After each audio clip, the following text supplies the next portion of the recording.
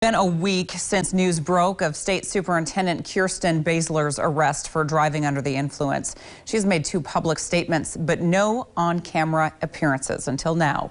Baesler agreed to give KX News an exclusive television interview. In tonight's top story, reporter Erin Fields asked her the questions you, the public, have been wanting to know.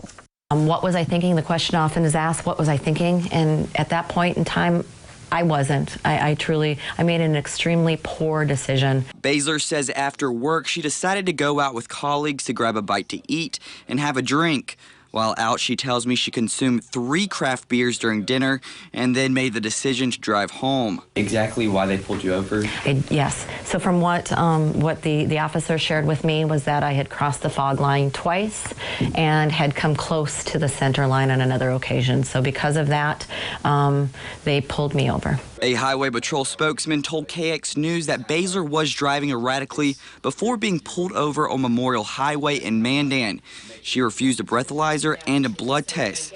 And I asked her why. I'd never been pulled over before like this. I've never been in this situation, had never planned to ever be in this situation, and really hadn't given much thought or had even followed what occurred when a person got pulled over for driving under the influence. The superintendent has been arrested once before while in office and says she does have personal issues she now realizes haven't been handled in a proper way. When we asked her if she had a substance abuse problem, she said she wasn't sure, which is why she's seeking professional help from the Hazleton Betty Ford Foundation. And I knew that I needed to have an evaluation, to have an outside professional determine for me where I was at. She went through hours of evaluations and found out her results yesterday, but did recommend her group counseling programs that would help her grasp the roots of her problems. You know, there are a lot of people out there that may assume and may think that I made this decision to appease the public or to get out of trouble or for whatever variety of reasons. I just want to assure, I guess I just need to say that there's nothing that could be further from the truth about that. Baesler tells me she is still fully invested in her job and doesn't expect or want any special treatment. When young people make mistakes and make bad decisions, we don't ask them to hide or to give up or to be ashamed and to quit.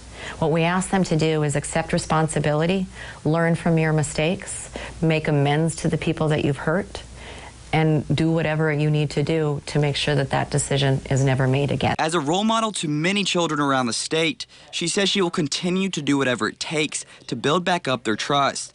She says she still is the best candidate for the job. I would say that there are definitely some things in my personal life that I need to work through and make sure that I'm making decisions. But in regards to how that impacts the decisions that I make about, most importantly, the 120,000 students, their families, and the teachers that teach them, I have a very strong record. The department has a very strong record of the things that we've been able to do. Reporting for KX News in Bismarck, I'm Erin Fields. Baesler has been charged with care required, but a DUI charge is not yet in the system for that arrest. But she says she plans on pleading guilty to the charges and pay for the consequences of her actions.